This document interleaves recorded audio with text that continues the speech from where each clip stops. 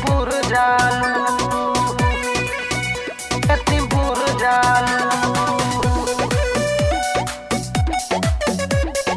Hansraj recording studio, Kaptanganj, Kushinagar.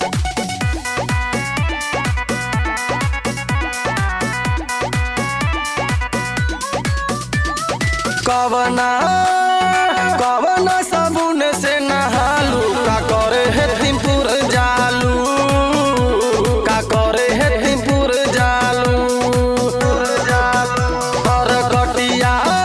Narkatiya बाजारी में बेटालू, का करे है लखीमपुर जालू, का करे है लखीमपुर जालू।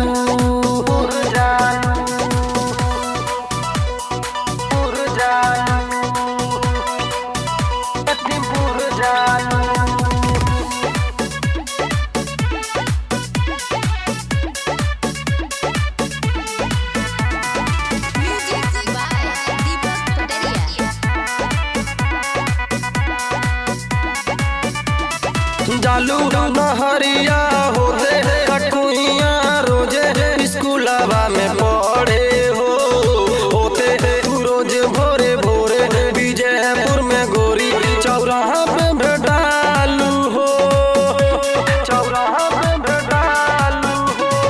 जालू नहरिया होते कटुइया रोजे स्कूलवा में पढ़े हो, होते तू भोरे भोरे विजयपुर में गोरी चौराहा पर भेटालू हो।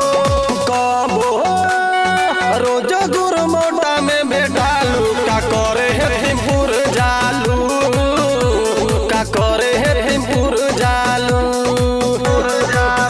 नरकटिया बाजारी में भेटालू, का करे है लखीमपुर जालू, का करे है लखीमपुर जालू। लखीमपुर जालू, लखीमपुर जालू।